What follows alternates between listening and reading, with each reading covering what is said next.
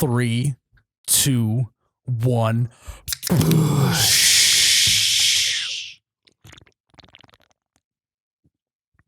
Oh, wow.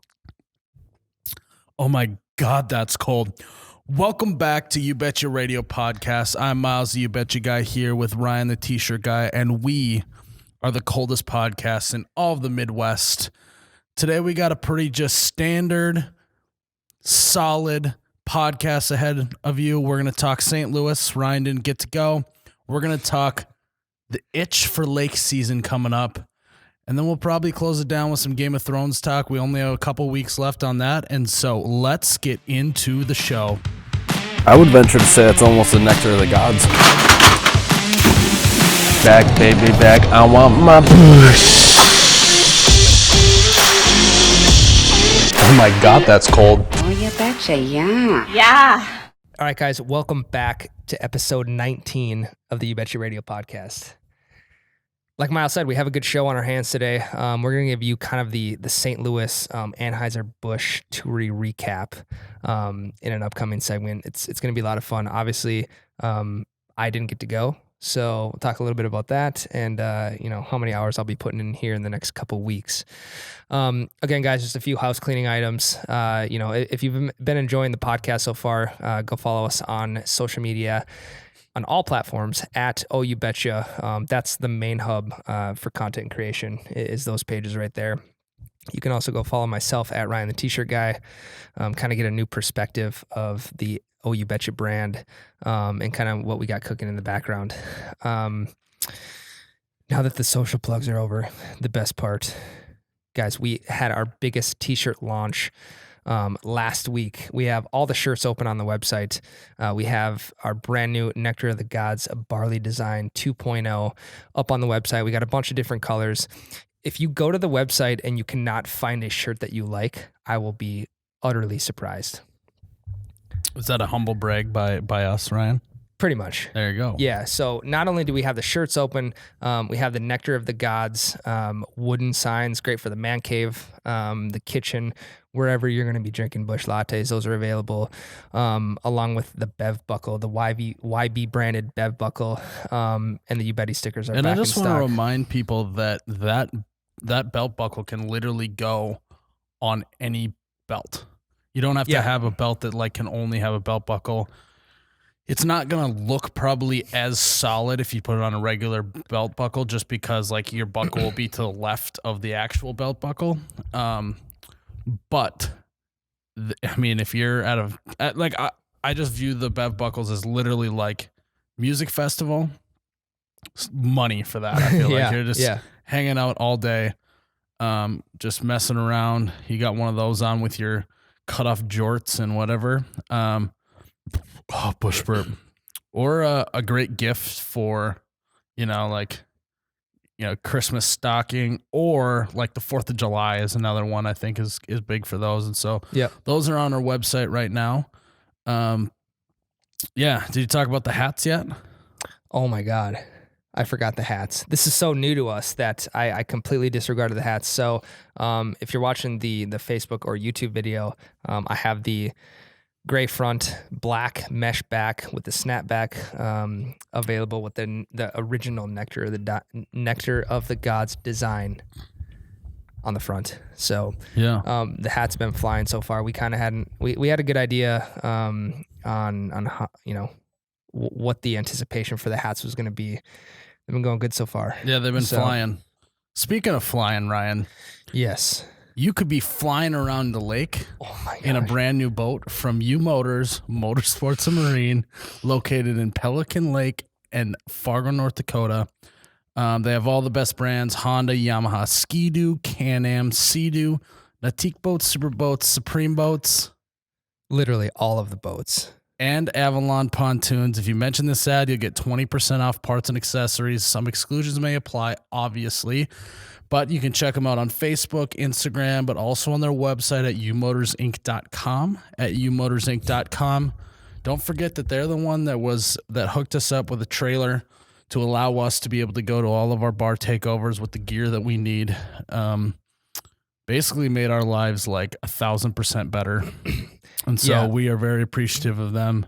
But speaking of bar takeover, Ryan, This weekend, baby. this weekend We're back. we are going to be at Country View Acres, located in Joyce, Iowa. It's on the northern border of Iowa. It is a great place for Sunday fun day. They have Busch lattes on Busch lattes on Busch lattes. They are open every Sunday from noon to 8. So if you're trying to get a Sunday buzz, head to Country View Acres. But they're not just a bar. They also are a wedding venue, but also an event center. There's a big patio in the back overlooking a pond. If you're looking for a big space to get married that's easily accessible yet peacefully secluded, Country View Acres is your best bet. It's located 5 minutes from the Diamond Joe Casino, which we need to go to while we're there, Ryan. They'll even shuttle wedding guests back and forth from the Diamond Joe. And so they're an all-in-one wedding venue, but also an event center. They showcase the best of nature, but also gives you the modern conveniences for when the Midwest weather doesn't cooperate. I tell you what, we are excited to be at Country View Acres. I can't wait to see it. I've seen photos. Looks like a big old barn. Yeah. But like a barn that you can get down in, which I like. So hopefully it'll be roaring and rocking and roaring while we're there. Yeah, I haven't really I haven't really done my research on the venue yet, because I kind of want to just come in like open-minded. I just want to feel it out. I don't want to be like surprised if oh my God, that came from deep. If that would have been any deeper, that would have been a fart. Yeah, my wings would have came Oh out. my God. So yeah, I want to come in just completely surprised at the venue. I'm pretty sure it's going to be awesome. So. Yeah, I agree. Right, we need to discuss the fact that we are moving up in the world. We are growing. We are basically like real professionals now because we have headphones to wear during podcasts. Yeah, this is pretty amazing. It's crystal clear. We're testing it out because, well, this will be a regular thing, but part of the reason why we're trying it out right now is because last podcast at the Showboat, it was so loud that we couldn't hear ourselves, and so we're gonna need headphones for this next round. So we got them, and we're prepped. We're improving, and so yeah. How do they feel? Like these headphones are? They feel great. They weren't super expensive, but I think that they are still look and feel professional. So. Yeah, they'll do the job for sure. We have an extra pair also, so we can bring some very special guests on. What we should do is we should make the guests just try and guess what we're saying. Don't give them headphones, so they're just like, I can't hear you. Yeah, and we'll probably be talking a lot softer for the next bar takeover. We need to talk about the fact that Iowa Chill is going to be at this bar takeover. Iowa Chill will be there. So this Saturday, this podcast will come out on a Wednesday. This Saturday, Iowa Chill. You got to go look them up. If you're listening to this, go pause it or just exit out of the app. Go to Busch burp. Just open up a new tab. Go to one of their social medias. It's Twitter, Facebook, Instagram. They're pretty prevalent on all of them. Look them up. They're just Iowa Chill. They have a lot of funny memes and videos. They also do tenderloin reviews. They're going to be setting up shop. They're going to be on the podcast. They're going to be on the Ranch Wrangler video. I'm going to do a video with their tenderloin review, which I'm going to be honest, I am going to be flying blind on that because dude, yeah. I know ranch, but I don't know tenderloins. I know tenderloin pretty well, but from what I've heard and I've watched the reviews, they're not quite the tenderloins that I am used to. So they're humongous. Yeah, we're gonna have to do some digging on that during the podcast and figure some stuff out. So that'll be fun, and we're excited to have Iowa Chill on because I think that they represent Iowa very well. Yep. Yeah. So, Ryan, I'm sorry you didn't come to St. Louis. Moment of silence. Yeah. Not that sad. It looked so fun. It was incredible. It was incredible. Yeah, I'll go back and watch. I'll usually go back and watch a little bit of the podcasts that come out, but I specifically went back to watch the last podcast because it was at the specialty brew room where they kind of just fool around with different batches and stuff like that. The backdrop was super cool. And some of the stuff that you were talking about with Travis, the head brewmaster, who is also a top fan of the page, which is super wild. Yeah, it couldn't have worked out better for that. It was super interesting, that conversation. Yeah, the guy who brewed this thing right here. Yeah. Well, what's really funny too is like, he's from Georgia, but I just felt like he was from the Midwest. Like the way that he represented himself and Anheuser-Busch, like I felt like I was just talking to someone from the Midwest. So that was kind of cool. When he's only been here for three years. Yeah. He was in Georgia for 8, came back here for 3. Yep. So it's not like he's been here for a long time. Yeah, but he picked up on it quick, I think. Quick, man. Yeah, we got to go into a couple rooms we couldn't film in, kind of not to brag, Ryan. So did they just tell you, okay, guys, so I am enjoying this conversation as much as you are, because I also don't know these little details yet. This is the first time I'm hearing of everything. So when you walked into these rooms, were they like, would they say like, oh, so beforehand I was like, if there's anything you don't want us to film, let us know. And he was like, all right, we're going to go into this tasting room. You cannot film in it. And I was like, I kind of was like, that's sweet. I want to go in places that I can't film. Yeah. And then we went in a different tasting room. It must be more open to the public. Sure. And we tasted some Busch Light throughout the process, which a video will be coming out about that this week. Which you said was the freshest. It was the freshest Busch Light you've ever drank. So that was when I drank out of the finishing tank. So it's literally like a tank that was just like way taller than this ceiling in this room. And it was 2,500 barrel, which in one of those tanks for the lay person, that means that like 822,000 Busch 12-ounce Busch lattes were in that tank. How many tanks? Well, they had all their beers in those tanks, so it was kind of, you didn't know what was in what. Sure. But they hooked up a little spout, and we drank right out of there. I tried to get him to let me go like right underneath it with my mouth, but he said that was a no-go for sanitary reasons, which OSHA, I understand. Yeah. So they're following the rules, which is good for them.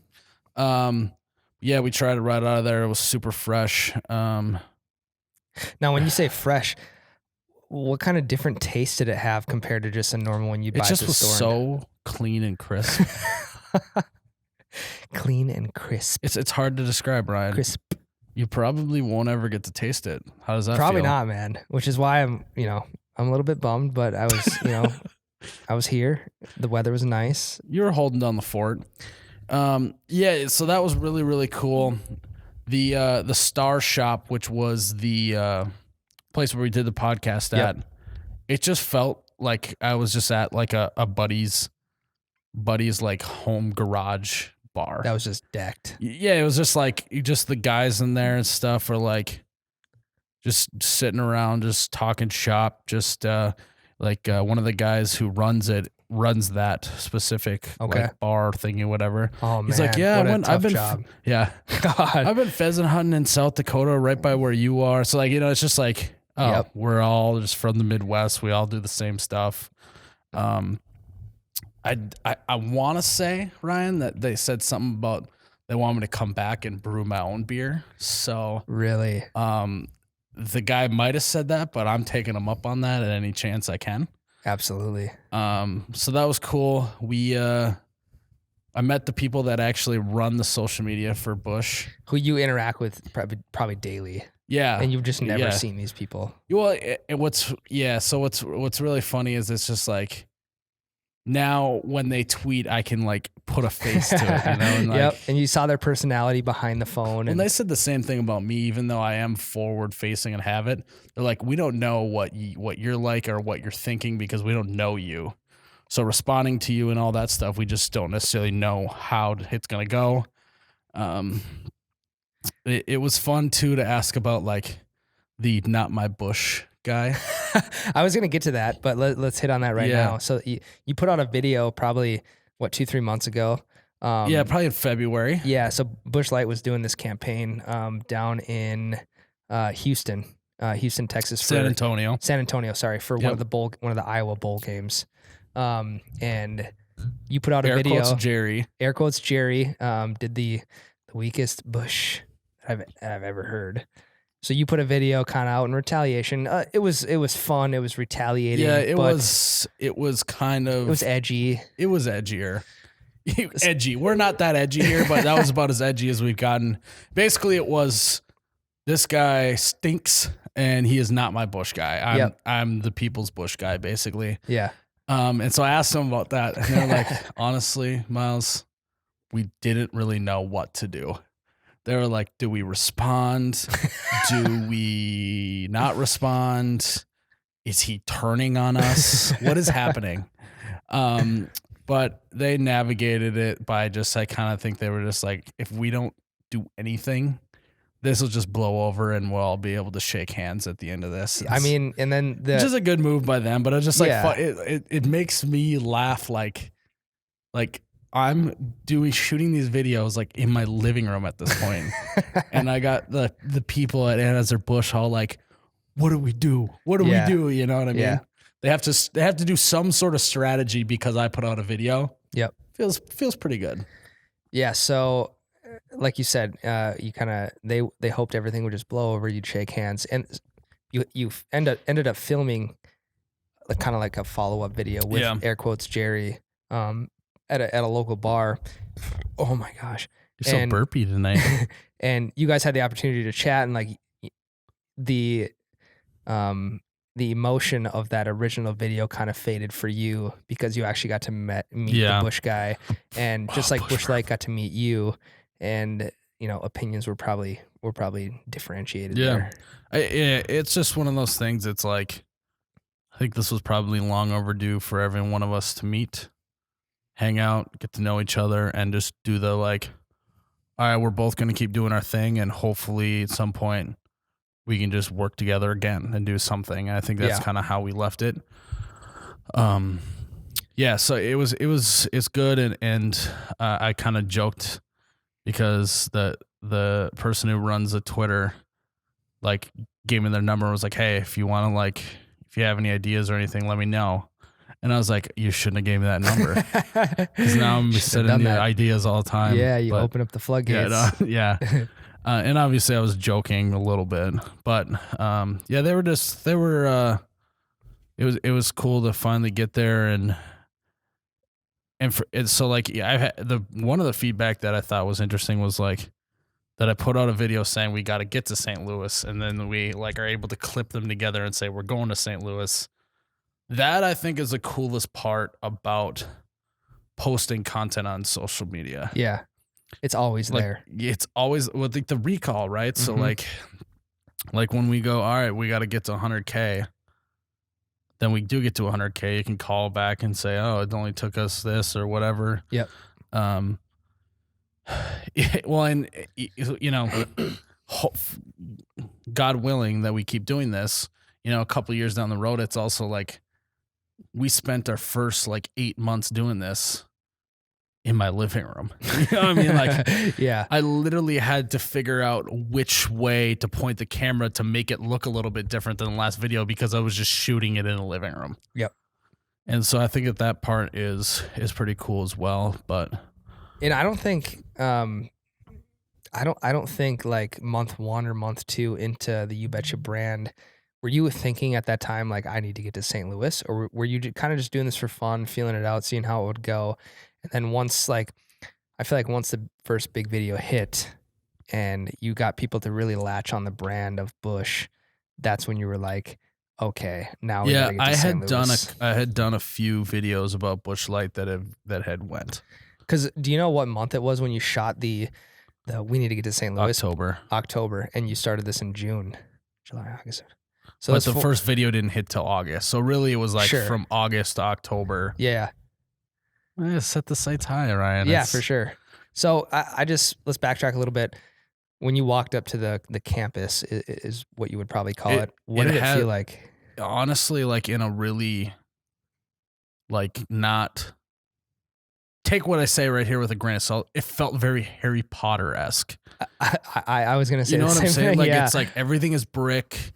It's definitely very old, but it like is not like run down old. It's like, this is cool. Old. Super vintage. Yeah. The buildings are very like they're just ginormous, and they're all made of brick. And the inside is like there's fancy stuff from, the early 1900s and this and that, and so much history in there. Oh, well, that's the thing is you think of a brewery now, and then all these microbreweries popping up. They're just renting out a warehouse. Yeah, they're putting tanks in there, and that's it. You go inside this, and you'll see it on the video this week. I don't know if it'll be out by now or not by the time this comes out, but like their railings are like metal spindles and like painted white and like like it's all like it looks like it could be in someone's house, part of it. Like they don't make breweries like that now. That's super cool. And so yeah, that was really cool to see and kind of talk to him about, and most everything in that place is kind of there for a purpose. Yeah. Which I liked. It felt good that every single detail is thought out, even to like the pictures on the wall and why they're there and what's in the photo. And so, yeah. What was it like walking? So you walked inside the campus. I'm sure you walked to like a reception's desk. Like who greeted you there? Well, their security is very high. It is. Yeah. Interesting. I could not come into the building unless someone let me in. That's what I would never think about that when it comes to like even like a high level brewery. What was also really funny too is the security guard he's like, "Hey, are you the You Betcha guy?" No and I'm way. like, "Yes," and he goes, "I just watched your video yesterday. It said you were coming here." I was like, "And today you're here." I thought that was really funny because he's like, "Yeah, I saw you on the internet yesterday, and now I see you in person today," which I thought was pretty funny, but. That doesn't happen too often when you see someone one day or you listen to someone one day and see them the next. Yeah. You know what I mean? Yep. Like people are going to be driving to Joyce, Iowa to see you after following the page for, let's say, 9 months or something. Yeah. And this guy just like, he that's probably the first video he watched, like just casually like, "Are you the You Betcha guy?" Yeah. Yeah. I just watched What one I of your did videos appreciate yesterday. though is he was like, one, I get it because this is where everything's going. Like basically like this is your job. I get it. Yeah. He's also like, but I also think a lot of people don't understand that this is like, it's like a lot of work too. Yeah. People think it's just all fun and games. You're just posting on social media. Like the security guy like understood the grind. I was like, that's right, Yeah, buddy. that's my guy. You're my guy. And then I never saw him again. Oh, bummer. Sad tear. But so security guard guy, if you're out there, we had a great conversation. Yeah. And hopefully I can meet you again. So, yeah. No, it sounds like a good time. We'll have to dig in a little bit more to the details. But I think next time I need to come with. I'll try and pull some strings, Ryan. So we're going to take our first break, and then we're going to start finally talking about summer.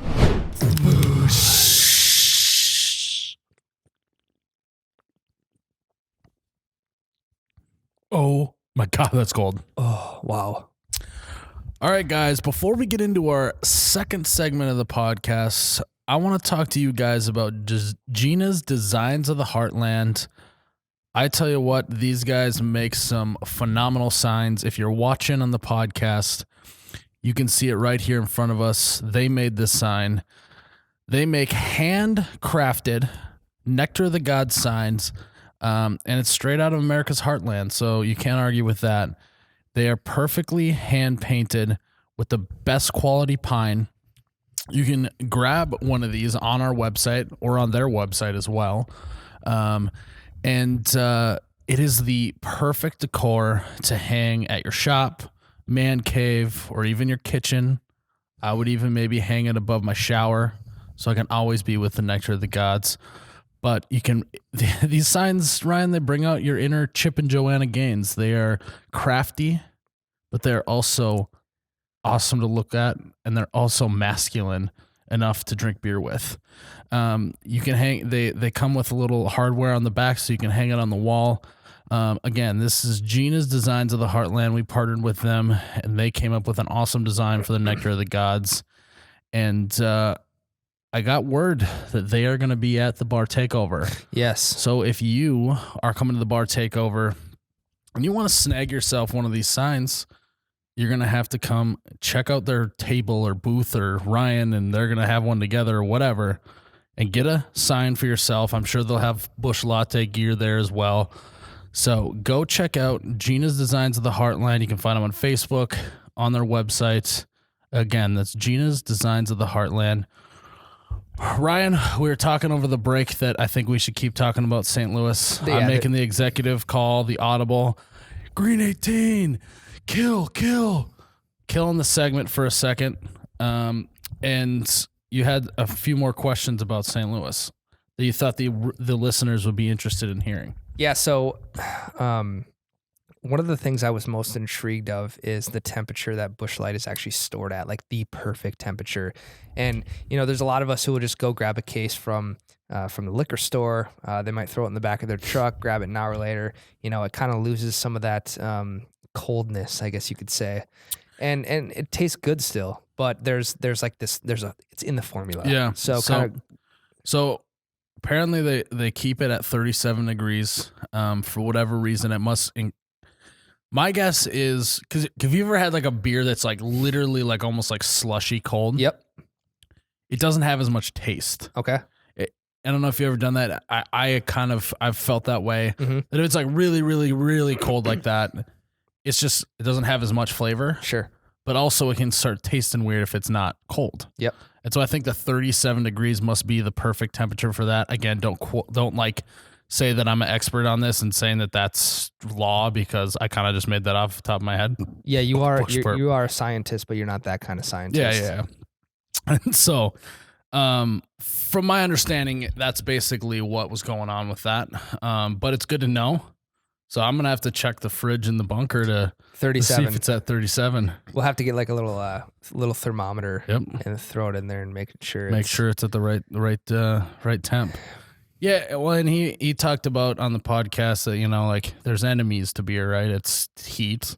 Yep. It's light. That's why it comes in dark bottles or cans. That's why Corona stinks and tastes like a skunk. Yep. But we won't go down that road. And then there was one other one. Oh, oxygen. So like once you crack open a beer, it's it's exposed to the air and it's gonna slowly start deteriorating in quality. That's why cans come sealed and all that stuff. But yeah, I guess I never thought about that there was going to be the perfect temperature to keep a beer at, but now we know. So go check your fridges. Make sure your beer fridge in the garage, like we all have, make sure it's at 37 degrees and just experience to maximize your beer drinking crispability. Yes. Very cool. I had never known that. So it's good to know now. Now, Ryan's going blank. He's frozen. Oh, okay. So what I was going to ask is, and I don't know if this is just my perception or, the people who have told me about it, but for the longest time, for some reason, I've always heard that Busch Light comes out of the bottom of the like Bud Light barrel, right? So why Busch Light is so cheap and why it doesn't have a ton of flavor is kind of like Keystone Light. They say Keystone comes out of the bottom of the Coors Light barrel and they just sell it for cheap. That's obviously not true. So anyone who says that can literally go to hell. And that is my official statement. You can quote me on that. There's obviously people do that to troll. Yeah. But I firmly believed it. Ryan, you have so much. You're basically like Jon Snow. You know nothing. Yeah, I mean, it would have been nice to come with and become a little more educated. Start calling you Ryan Snow. I kind of like that. You know nothing, Ryan Snow. But no, they literally. I mean, what I liked about what Travis told me is all the craft beer hardo snobs out there, and I know plenty of them, and I know how they sit and talk. I know what they do when they sit on their fancy chairs and talk all hoity-toity. But when it comes down to it, they can hide behind fruity flavors, exotic IPAs. This is not my quote, but there was someone that I met that was like, you can basically use any sort of water and come out with a good tasting IPA because there's so much going on in it. Yeah. That even you could mess up part of it and it still will taste good.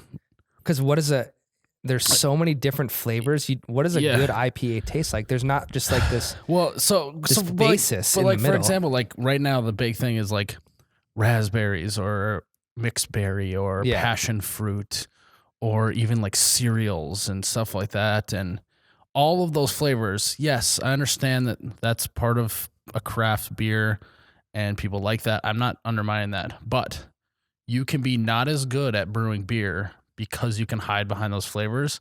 If you are brewing a light beer like Busch Light, there is nothing to hide behind because you can taste every bit of flavor in there.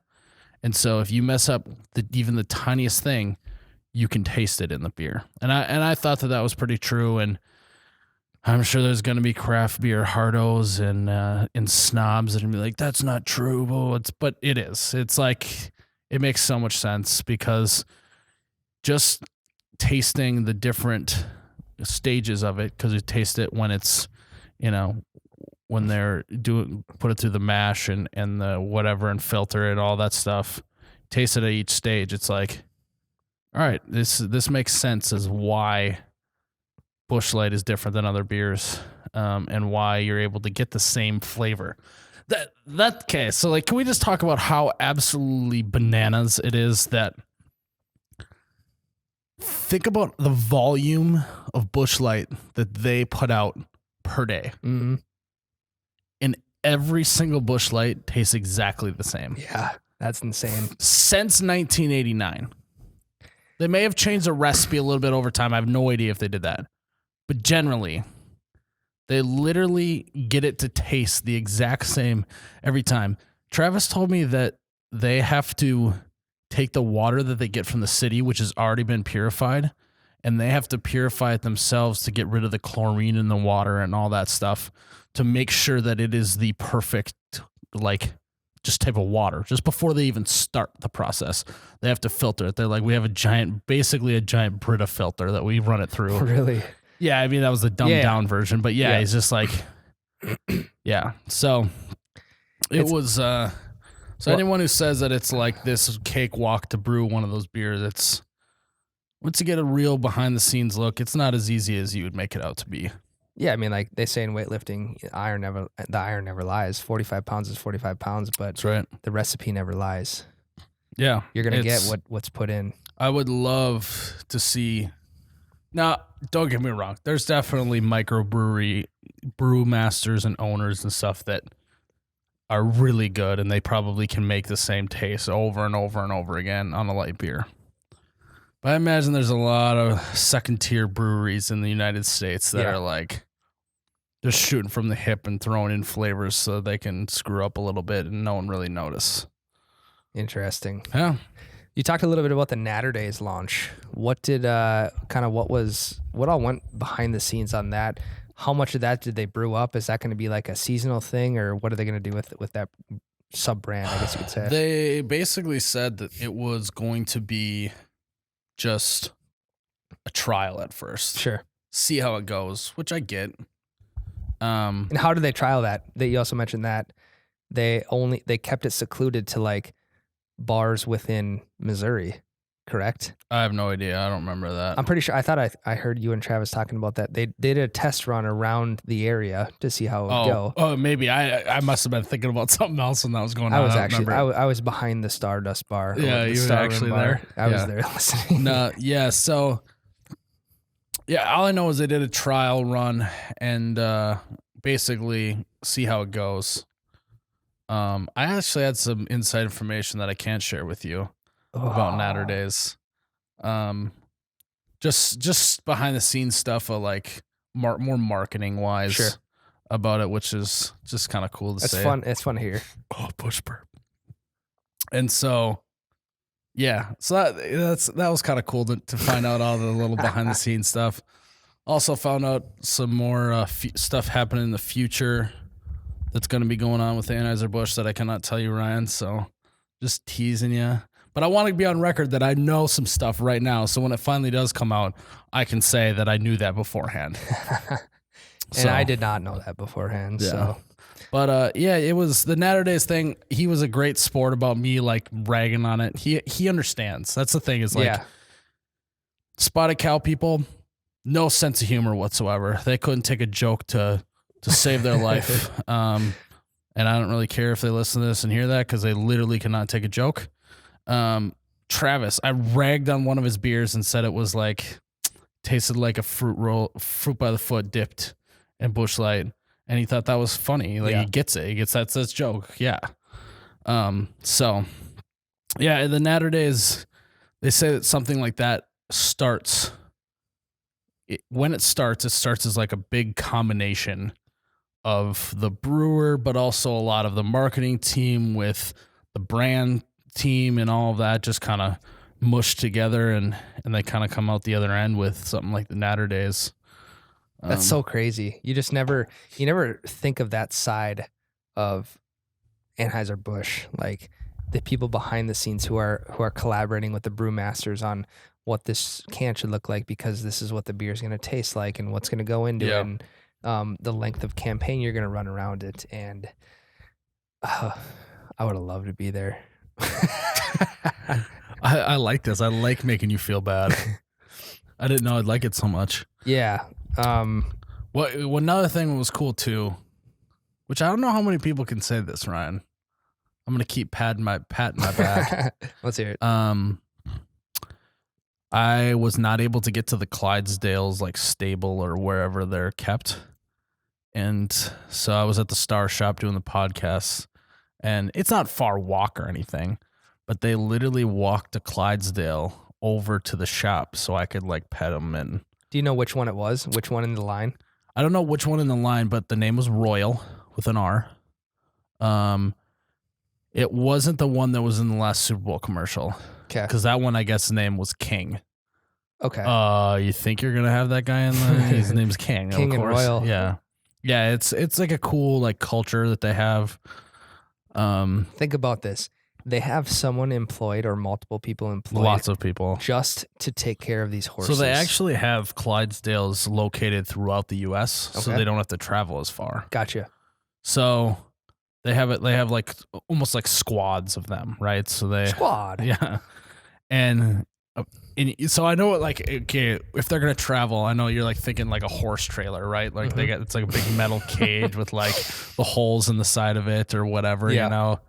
They do not travel like that. They said that they travel in a semi. It is air conditioned. Oh yeah. Yeah. It's this whole thing, and they get treated like it's like they are a human for sure. Dang. Which I thought was pretty interesting. Would you rather be a Kentucky Derby horse or a Clydesdale for Busch Light? Or for I would be a Budweiser? Clydesdale any day of the week. What if you were a front runner in the Kentucky Derby versus a Clydesdale that was going to be the amount of stress being a Kentucky Derby horse? So much stress on you, on your body, even. Yes. And the little amount of stress. I kind of was like, so these horses, they live a long time. They're like, they live so long because like every few weeks or every month, like they're going to the vet and getting a checkup to make sure that they're got everything they need. Like it is like over the top, and like they're only allowed to work for like 2 hours at a time. And once it hits 2 hours, like they're done. They shut them down, and they have to like put them, you know, they don't work, air quotes, work anymore. Man. Yeah, to be a Clydesdale horse, that sounds pretty good. Yeah. Because Kentucky Derby horses only race for really one competitive year. One or two. Yeah, competitive once you years. race once, I'm not a huge like I don't know a ton about racing like that. Yeah. But from my understanding, you get one shot at it. And if you're a Clydesdale, man, you're just chilling for like 20 plus. And everyone comes up to you and wants to pet you. And what was super funny is I was trying to take a selfie, and the like gal who was like handling the horse, like was like pushing the horse's like face like into my camera angle. Just like so submissive, like just push me this way. Yeah, they're just so chill. Yeah. Yeah, so I thought that was pretty cool, but they literally I wish I could remember the name or remember the number. But the amount of train cars that come in to the brewery every day with like grain and barley or whatever, it's like hundreds a day. So is there a day. railroad track that runs right next to it, or right through it? It comes right into there. Yeah. Wow. Yeah, man. I mean, we could talk about this for We could hours. go on and on and on. And you were only there for like a solid day and a half. Also, kudos to me for being able to absorb this much knowledge in such a short period of time. day and a half, man. I basically give a tour now. Yeah. So not to brag, but You could do an all this audio falls out- visual of the whole entire tour. all right. To your right, you're going to see a bunch of trees and a big brick building. No, if all this You Betcha stuff falls through, I think I'm moving to St. Louis. I'm gonna be a tour guide at the Anheuser-Busch. No, you're going to be a experience. security guard. Yeah, I'm gonna be a security guard. And then the next Busch guy, the next Midwest Busch guy who takes over is going to walk in and you're like, you the Midwest Busch guy? Yeah, I watched one of back your in videos. my day, back in my day when I was the Busch guy, I had this going on, and That'd be epic. Oh. Where would I be at that, Did I at talk- that point? what? Where would I be at that point? I'd be in the horses stable, man. I'd be training horses. You'd be picking up shit, is what you would be doing. That's a good one. I Yeah. like that. You That's like creative. that? Well, I mean, you get to hang around the Clydesdales all day and I pick up That is dog true. shit at home anyway. So That is true. You do that for free. yeah, for free. So I could be getting paid for this. Yeah, I. The last thing I will say, this is going to be a total brag. In one of the tasting rooms, they have a register. I really hope I'm able to. I think I'm be able to share this information. I don't know why. They have basically a guest book. They've had the guest book since about 1984. So carry the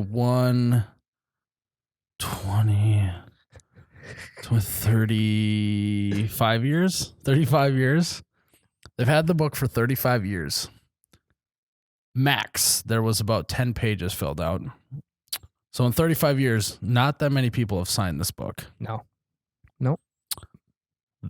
Travis asked me to log my name into the guest book. So I am This is ridiculous. so I am forever in the Anheuser-Busch history. I even left off You Betcha because if this thing crashes and burns, You don't want to be associated with that. no, it's just sign my name. What I also found out is the guy who sings "Dust on the Bottle." You know that song, Push Perp. He also signed it, and he is going to be headlining at the bar in the Ozarks when we go there this summer. So me and him are probably gonna have to be like sit in the corner, probably get a private VIP room because that's how special we are because we're in that guest book with like very few people. Probably half of the people are already dead. So you cut even the amount of people in there down.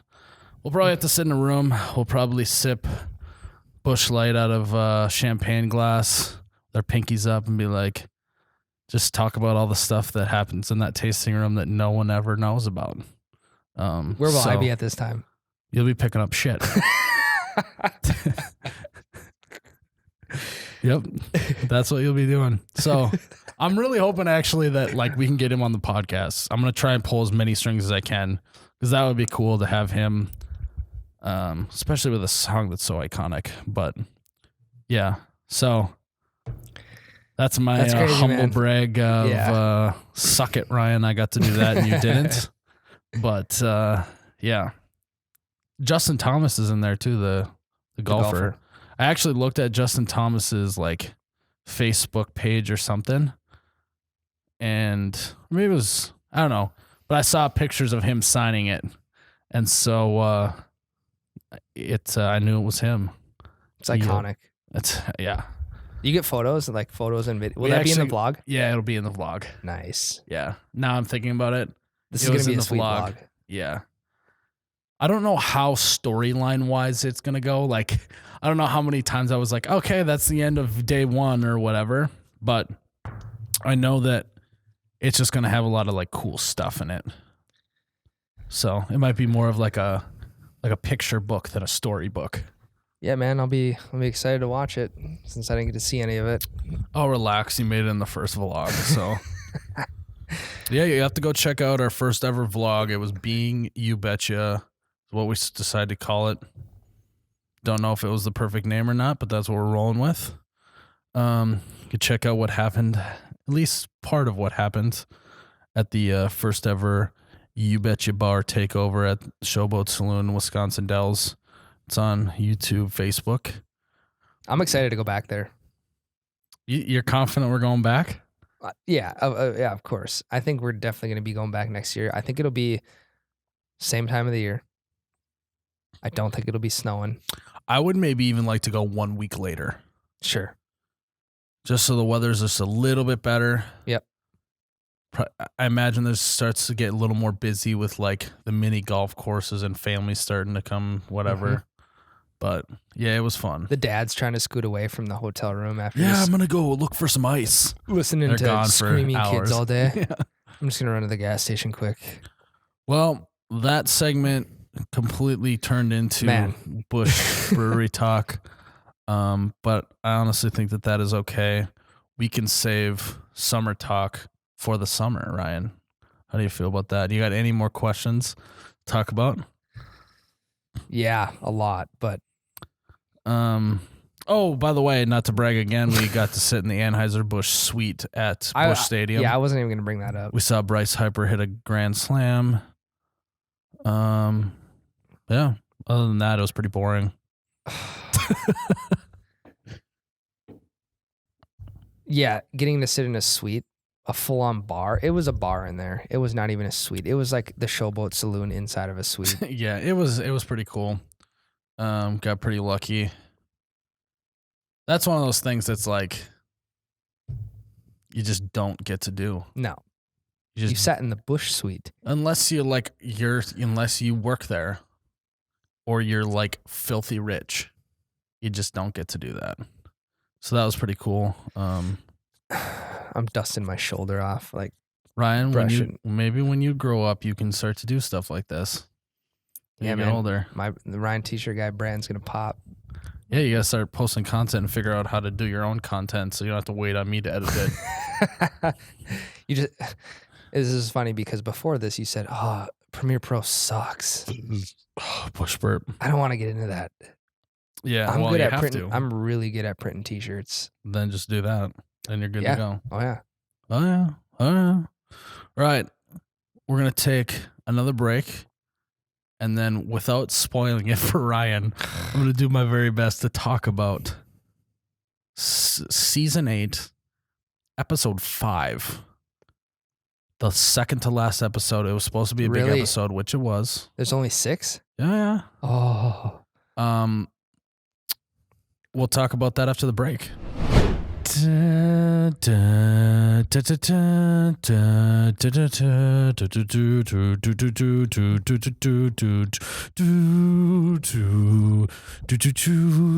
Welcome back to the You Betcha Radio podcast.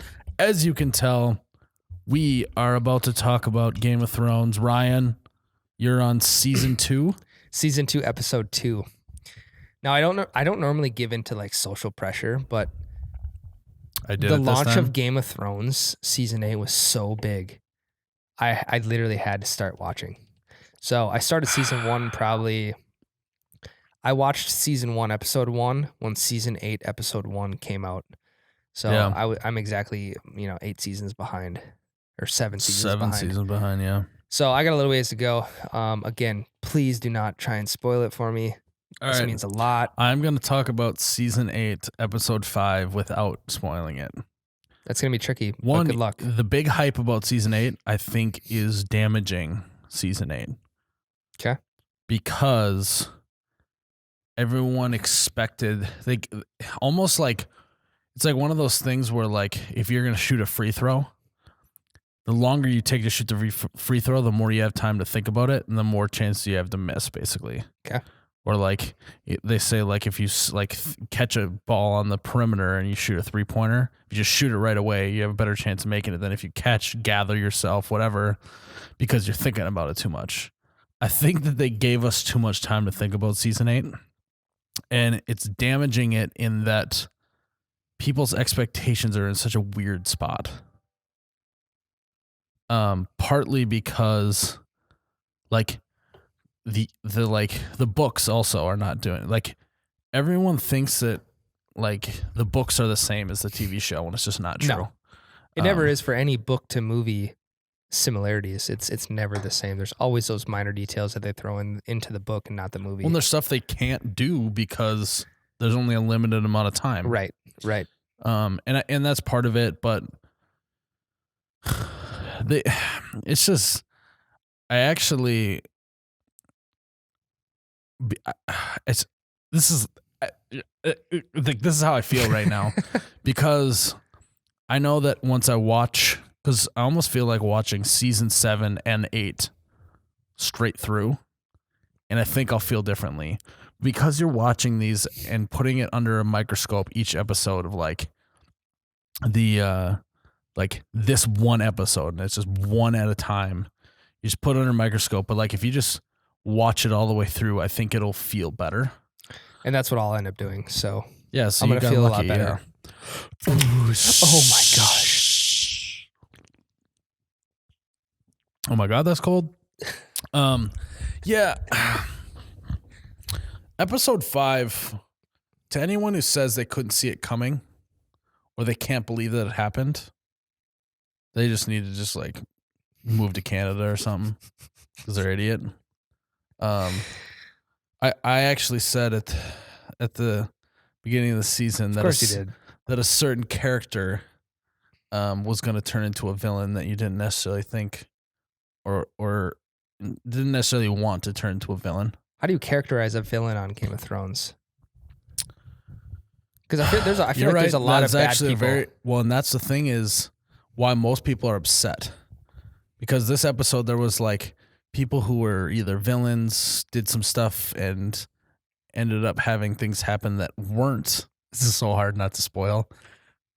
That weren't really villainous, and then people who were like supposedly heroes were doing some villain work. It was just stop right there. But not in like the traditional Game of Thrones sense where like people are backstabbing and stuff like that. Which that is my only bone to pick with season 8 is there's not enough conversation, scheming, backstabbing. Okay. I wanted more of that. Now I get it because it's like all this scheming and backstabbing leads to where everyone's in the same place and they've kind of separated and they've gotten to their sides. But yeah, I think that they have a lot to do in this last episode. There's a lot of stuff to wrap up, and I really hope it's not like one of those endings. A little bit. Don't hope it's like one of those endings where it's like they fade off and like you're like still have questions. Yep. Like for example, like did you ever watch Inception? Nope. So Inception's all about like dreaming and if it's real, if it's reality or if it's a dream and stuff. The end, the whole thing is if you're in a dream, the top that they spin will never fall down. Okay. And at the end of Inception, they spin the top and that's the last shot. And like it's spinning. And there's like a little flutter, but it's still spinning. And then it cuts out. So like at the end, you're like, is this a dream or is it not? Like the whole thing.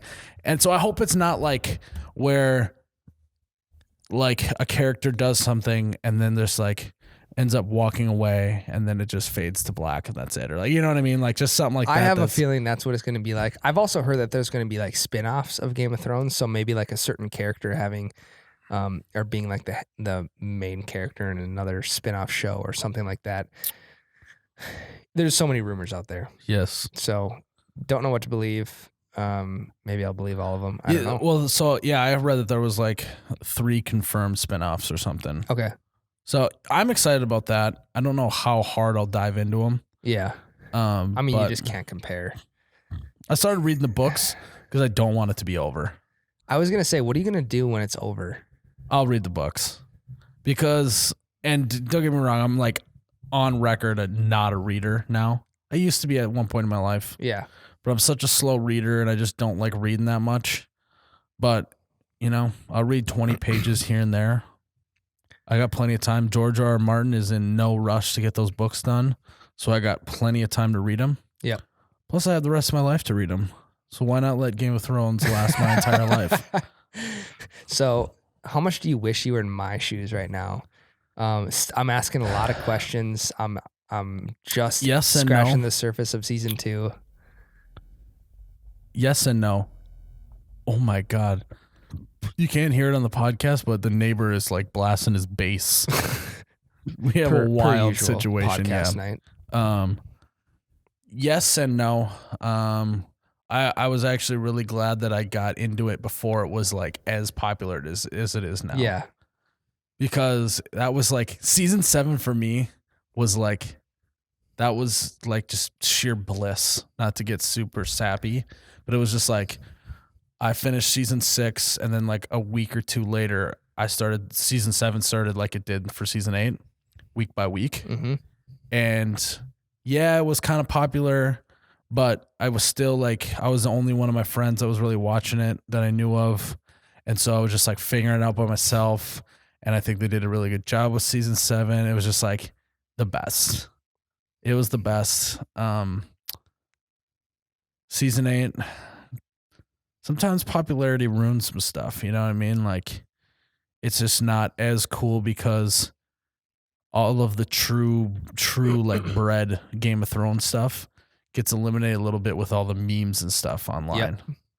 Yep. And there's a lot of people weighing in online that don't even understand Game of Thrones. Like, for example, they're like, I can't believe this character did this. I'm like, that's what the whole storyline has been about, is they could go this way or they could go this way.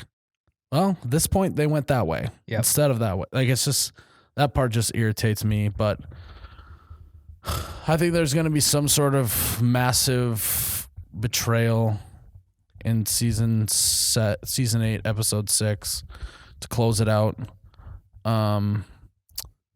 Yeah, and that's my synopsis without revealing too much for you, Ryan. Does that satisfy you? Yeah. What I think is crazy, like, how do you even come up with a really good ending for 8 seasons of so much stuff going on? But also how do you just end it? Every fan theory has been raked over the coals. So like, no matter what ending you choose, someone's out there has probably predicted it.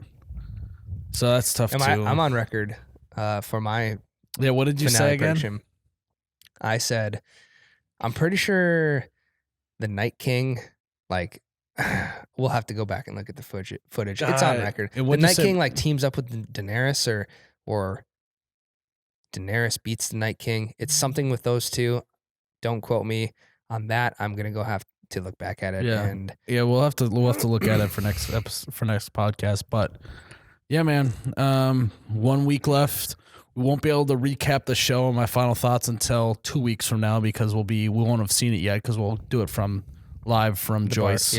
Bar takeover. But as we close out this podcast, we just want to say thank you again to our sponsors, U Motors, Motorsports and Marine, Country View Acres, which will be broadcasting live this weekend there, and also Gina's Designs of the Heartland. They have made some really cool Nectar of the God signs. They have all allowed us to do what we do so that you guys can enjoy, listen, and be a part of the You Betcha community. And so, again, thank you again to U Motors, Country View Acres, and Gina's Designs of the Heartland. Ryan, take us home. Yeah, guys. Thanks again for tuning in to episode 19. Episode 20, we're going to be live at the Country View Acres in Joyce, Iowa. So that's going to be a lot of fun. If you enjoy the content, if you've been staying up to date with the podcast, shoot us a subscribe. Helps us grow the page, helps us, keep going with the sponsors and talking about stuff in the Midwest that we like to talk about.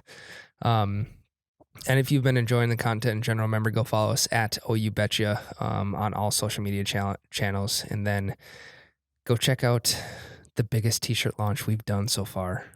Go get yourself a shirt. www.worldwideweb.oubetcha.com. When this comes out, they'll probably only be able to get them for like 1 more week. Yeah. So, the pre-order is going to be closing in the next week or so.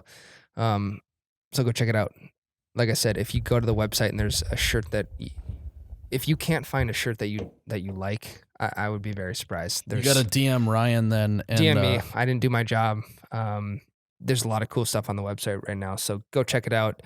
www.oubetcha.com. That's episode 19, man. That's episode 19. Again, I am Miles, You Betcha Guy, here with Ryan, the T-shirt guy. May your ranch always be runny. May your Busch lattes forever be cold. 37 degrees cold. May your Busch lattes be 37 degrees cold. Cheers, Ryan.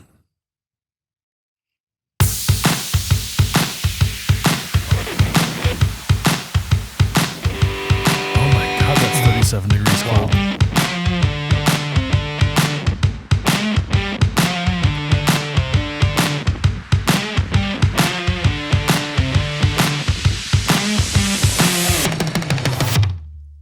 Oh, you betcha, yeah. Yeah.